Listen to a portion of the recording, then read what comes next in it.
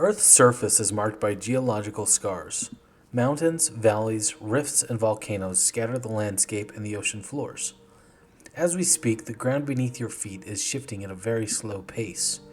As most of you watching already know, the Earth's continents and oceans sit upon tectonic plates, which are just pieces of Earth's crust resting on top of Earth's mantle. The mantle itself is mostly solid rock, but is hot and viscous, particularly at the tectonic boundaries. Magma within Earth's interior is subject to convection currents which push plates in their various directions, making the continents move over time. This causes earthquakes, volcanic eruptions, and over millions of years, the formation of mountains. The timelessness that comes to mind when we think of mountains is due to our very short lifespans. Mountains themselves experience their own type of lifespan. There are young mountains and there are old mountains. So what defines a young mountain range versus an old mountain range? Well, typically young mountains are still growing as a result of tectonic activity. The Himalayas, for example, are still growing because the Indian plate is currently pushing into the greater Asian plate. It is estimated that this process for the Himalayas will continue for at least 20 million more years until the momentum of the Indian plate diminishes or the magma currents beneath the Indian plate change course. Growing mountain ranges are typically identifiable by sharp, jagged peaks. Older mountain ranges, such as the Appalachian Mountains in the eastern United States, are no longer growing as the tectonic forces that formed them have long since subsided. The Appalachian Mountains formed several hundred million years ago as the North American continent was pushing against Africa. As North America began to pull away, they stopped growing. The soft, rounded peaks of the Appalachians are another telltale sign of their age. Every mountain is subject to erosive forces from wind, rain, and glaciation. Once the forces pushing a mountain upward subside, erosion causes mountains to form soft, rounded peaks as they slowly diminish in size. Then there are really old mountains called cratons that are billions of years old. These have turned into what we consider hills or highlands rather than mountains. These exist in regions that have been relatively untroubled by tectonic activity for a very long time. The Barberton Greenstone Belt in Africa, the Hamersley Range in Australia, and the Guiana Highlands in South America were formed before Pangaea came into existence roughly 335 million years ago. And despite all of the continental shifts over the last few hundred million years, they were relatively untroubled by the movement of Earth's continents. Tectonic plate boundaries are constantly changing. Plates break apart and merge together. Pangaea was merely the last supercontinent, but it was not the first and it will not be the last. Perhaps the best example of merging tectonic plates are the Ural Mountains in Russia. At some point in the past, a continent consisting of mostly Siberia merged with a greater continent known as Gondwana. These plates helped form Greater Asia, and the scar left behind is the Ural Mountains as we know them today.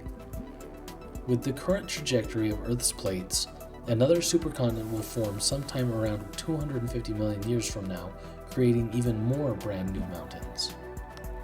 This leads us to our next big question. What is it about mountains growing and changing size that is so important to life? We know that mountains are responsible for year-round rivers and fresh water, as they force clouds to drop rain in a process called orographic precipitation. This creates the rivers and bodies of fresh water which sustain terrestrial life. Mountains are responsible for the various climates we experience, creating biomes in which different forms of life can thrive. There are two problems with shrinking mountains.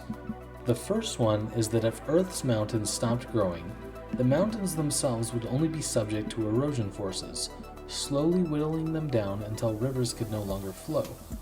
Life would be dependent upon periodic rainfall and have limited access to fresh water. But this wouldn't be the main issue here. Life on Earth will become impossible before all of Earth's mountains would erode away, and the cessation of mountain formation would not be the problem, but rather the symptom of a much deeper problem: our planet's cooling core.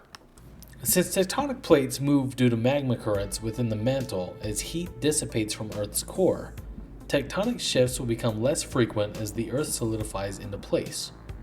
This is something scientists have been aware of for many years, as the Earth's crust, upon which all of Earth's life resides, is actually only a recent formation on Earth's surface. Earth has been cooling since it formed, and we, and the rest of life on Earth, have found ourselves here in the perfect moment when Earth is at the perfect temperature to sustain life. Scientists have been alarmed that the Earth's core is cooling at a faster rate than previously expected, but it's not as bad as you think. This doesn't mean that we are all going to freeze to death, it just means that our atmosphere is going to be stripped away. Let me explain.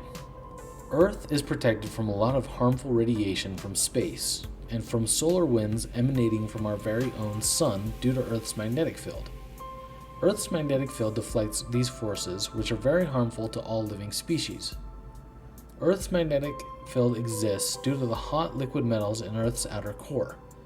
There are a lot of factors that go into this that I won't be able to cover in this video, but suffice it to say that the Earth's powerful magnetic field exists because the outer core is still hot and still liquid. As the Earth cools and its magnetic field becomes weaker, our atmosphere will slowly be blown away by solar winds, at which time life will no longer be sustainable. So now that the space race has moved from Cold War rivals to business rivals, we can hope that technology improves at a rate that gives us enough time to migrate to another planet before we all die.